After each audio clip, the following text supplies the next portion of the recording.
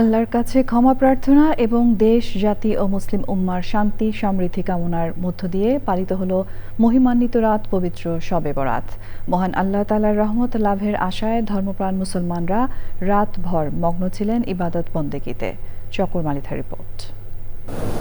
এভাবে নফল ইবাদত, কোরআন তেলাওয়াত, ইবাদত বন্দিগি, জিকির আসগার আর বিশেষ মোনাজাতের মধ্য দিয়ে ফজিলতের এ রাত পালন করেছেন ধর্মপ্রাণ মুসলমানরা।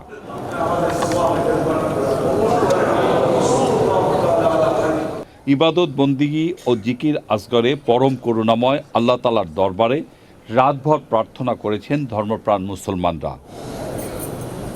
শবে বরাতের এই মহিমান্বিত রাতে প্রিয়জনের কবর জিয়ারত করে তাদের আত্মার মাগফিরাত কামনা করেছেন স্বজনরা।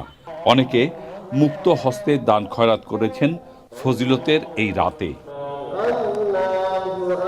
রাতভর ইবাদত বন্দিগি আর দীর্ঘ সেজদার পর মুমিন মুসলমানরা মোনাজাতের জন্য দুহাত তুলে ধরেন আল্লাহ পাকের দরবারে।